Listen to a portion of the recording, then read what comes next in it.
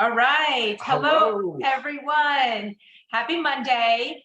Today, we're going to do a part 2 of a Zoom that we've already done. It is on our essential aminos. The reason we wanted to come back on and do part 2 is there's always just going to be more information we want to provide, also based on questions that we get from people. So this is not to replace the original. This is just to add to it. So if you haven't yet gone on and watched our Zoom on essential aminos, please do that in addition to watching this one. So just to give a little bit of background, again, essential amino acids are essential. That means our body does not make them. We must get them from external sources via our diet.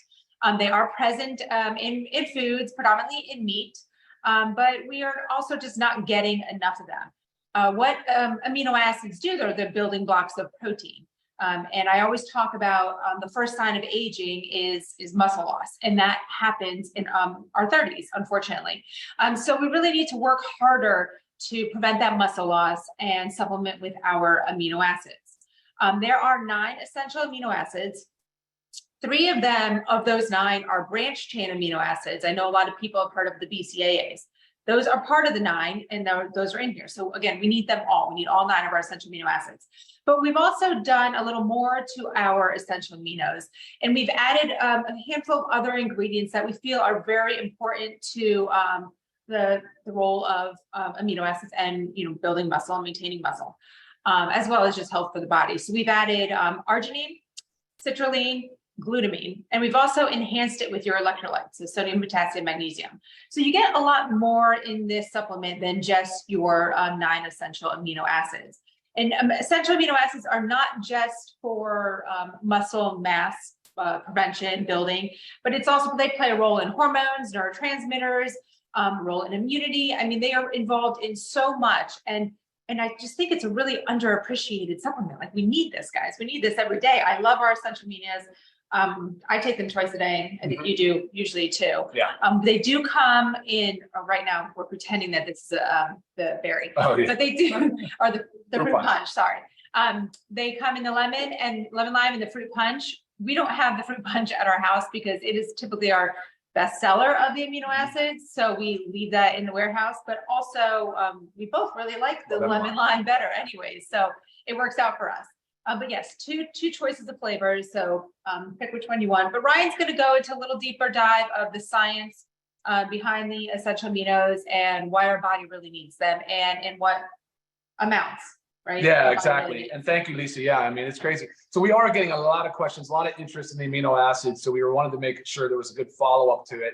And she's right, though. She's spot on. It's the precursor for everything from hormones, protein, neurotransmitters, and then also enzymes. And I highlight that a little bit in the first Zoom we did, how important that is. Look at one of the essentials is L-tryptophan, and that exactly is a precursor for serotonin. So you can see that they're really important. As a matter of fact, it is the second most abundant material in our body that makes up our body behind water. So amino acids is crazy. I mean, it's nobody thinks of it that way. But actually, I'd say that more and more people are and they're very curious. But it's not misinformation. It's probably just more misunderstood. Why would I take essential amino acids or amino acids if I'm taking a protein? If I eat a well-balanced nutrition plan, why should I supplement with them? And there's just a lot of questions and concerns.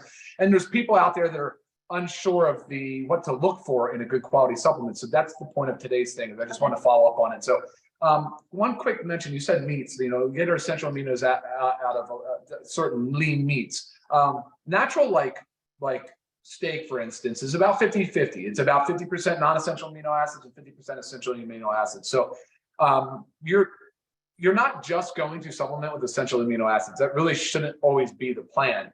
Just because the non-essential amino acids aren't as important for muscle protein synthesis as the essential does not mean they're not involved. I know that was a long-winded sentence, but basically the non-essential amino acids also can play a role in muscle protein synthesis. And they absolutely play a role in everything else, like the neurotransmitters, the hormones, and everything that we just talked about. So that's why we formulated the Live Good Essential Aminos the way we did. So what we want to do is make sure that the ratios are specific. That is the science that we're trying to find. So I want to make sure you guys have a good understanding of what that is today.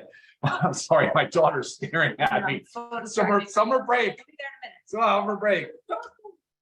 So what happened, what we're looking for in the essential amino acids is the 9 essential amino acids. You want to have at least 3 grams per serving. That's where muscle protein synthesis begins. And our essential aminos has more than that. And of that 9 gram, or of that 3 grams, or whatever amount of essential, the 9 essential amino acids in there, you want 40% of those essential amino acids to be one amino acid, and that is leucine.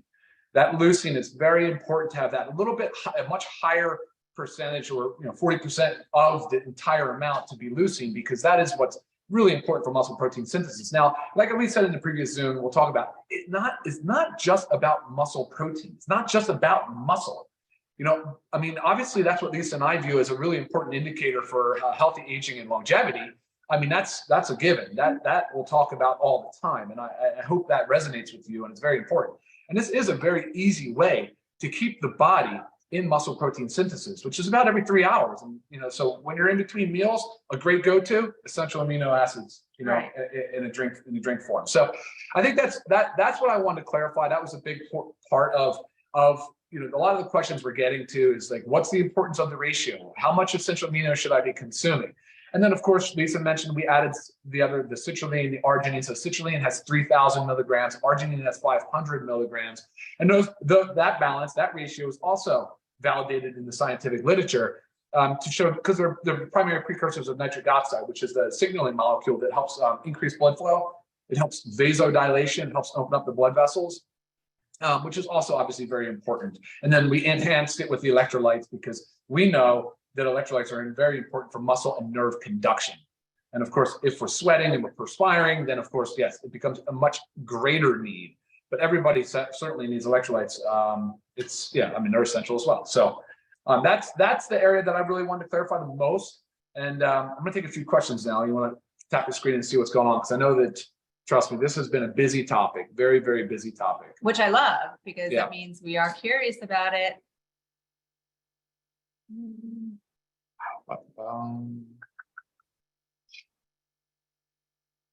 Well, Lisa, what are some of the questions I know that you're getting too?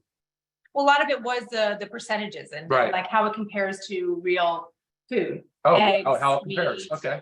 Yeah, sure.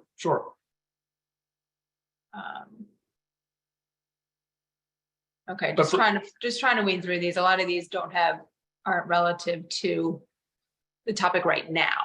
Kidney disease is one topic that comes up a lot with protein, because it does filter through the kidney. Of course, if you have kidney disease, you need to be careful with your protein intake. Now, essential amino acids, on the other hand, it's a good question. It should be answered by your nephrologist. I assume if you have kidney disease, you are being seen by a kidney doctor. So that's a question for them for sure. Right. I love this comment here. This has become my favorite product. From the moment I take it, I feel better. It's very true. The energy. The energy that you get from just taking them, it's amazing. And there's no caffeine, no stimulants, guys. So a lot of times I get that. I get the response that people just feel great, and there's no sugars in this. There's no calories. Sugar-free, dairy-free, gluten-free, non-GMO. Right. It's great. So it's a low impact supplement. That's what I'm saying. It's one of my absolute favorites for those reasons. Right. Has such a positive impact on our health. Derived from fermented, plant-based, and there's really no downside. There's very little that I can think of. Right. I mean, this is the one product. I mean, to me, it's almost impossible just to pick one. But if I literally had to choose one, and I could only take one supplement for the rest of my life, it would be essential aminos, hands down. Yeah, probably be for me too. Yeah. All right. So for me, the way I take my supplement, I'm 30 minutes prior to a workout, because I think of it as, yes, I need this for muscle building, protein synthesis, and yes, I enjoy that little beverage before I go to the gym. And then again, I usually do it in the afternoon, but sometimes I'll do it before bed. Now, it does not have a stimulant in this product. There is no stimulant. There's no caffeine. There's no thermogenics, nothing like that. So you can use it before bedtime. I do. I will drink an essential aminos before bed, and it does not have a negative impact on my sleep. Right. Yeah. Exactly. Can I mix this product with E3 in one drink? That is my pre-workout right there. Yes, you can. Don't have any unflavored, but the flavoring is very light. Very light. Especially the lemon lime. Yeah, very light. He gets all his protein amino acids from food source. One can tell him about our amino acids. Yeah, look, the trainer the trainer in the gym that gets all of his protein and amino acids from food sources, that's great. But I'm 210 pounds. So if I'm going to eat a gram of protein for a pound of body weight, it's a challenge. It is not easy. Like he might be having steak for like 5 times a day. And waking up in the middle of the night every 3 hours eating chicken. Look at the bodybuilding mentality. It is literally set your alarm clock every 3 hours in the middle of the night and eat 2 chicken breasts. Right. Now, are you gonna do that, or are you just gonna help yourself? Yeah, for sure. So it's about protein goals. Now, I know Lisa and I we've debated this topic a little bit, so we won't go there today, but whether or not you can count amino acids towards your protein goal, I'm in the camp that says you can. So, but it would be basically based on your essential amino acids. So, and sometimes there's a multiple applied to it. If you look at our first video on it, some of the science literature supports saying that because it's so dedicated to pulse protein system, you can almost go to a 3-to-1. Right. So, but we're not going there today. That would be my answer, though, is that essential aminos are there as a supplement to whole food sources. Right. And 2 doses a day. The serving size is 1. We both take 2 a day, so 1 to 2 time a day in between meals. Really doesn't matter. Again, Ryan said I take mine as well as Ryan 30 minutes prior to a workout. I mix mine with the E3 because I don't have coffee in the morning. And then I take mine in the afternoon and mix it with the super reds, just when I kind of feel like maybe it's around like that 3 o'clock where like I'm kind of slowing down and I need a little bit more oomph. That's how I do mine.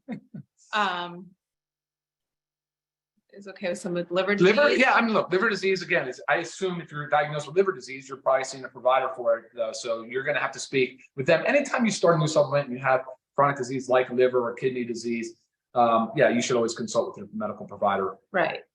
Is it great to add to our protein shake, the protein powder, and then head to the gym?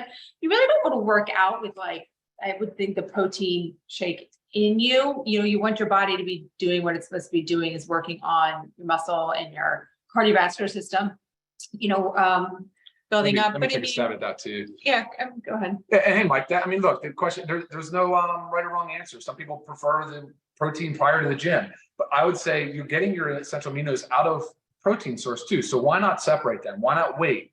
Why not stagger them apart a little bit? Right, maybe do one before and one after and try that route. But I mean, loading both together, probably there's nothing wrong with it, but probably be better to separate them out. Right. Yes, yeah. We said some aminos from food, typically your meats, eggs.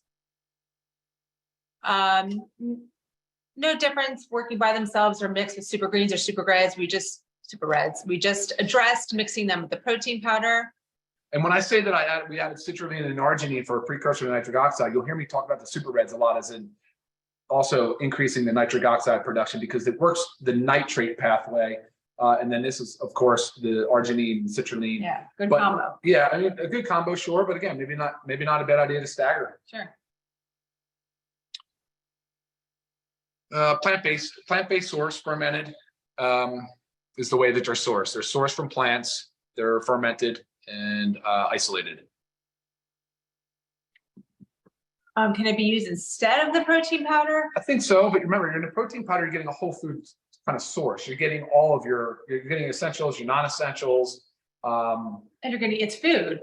There's no calories or anything to the essential aminos. So like our protein is a whole food source. It's part of our our caloric intake during the day, as well as the solid 20 grams of protein. Sure, but Kelly, if you have food sensitivities and you just seriously can't find a protein powder, absolutely you should be taking the essential aminos. I would go 3 times a day on the essential aminos if that was the case. Plus, I would be working very hard to get my protein from foods that you do well with, that you tolerate well with. Right. Lean beets. And I have a lot of experience with food sensitivity. So if you want to, shoot me a few questions and we can work back and forth, happy to help you out there. All right. Good idea. Okay. All right. Awesome. Well, guys, we always try to stay around 15 to 20 minutes. But again, this is the second one. This is part 2. So go ahead, check out part 1. Maybe we'll change the labeling of that. Yeah, sure. On our YouTube channel. So it would say part 1 and part 2. And this is better resolution too. So. Yes. All right, guys, any further questions that we did not touch upon from the first one and this second one, please go ahead and shoot me an email and we'll get you answers. All right, y'all. Have a great, super productive Monday and the rest of your week. Take care, everyone. Bye. Bye.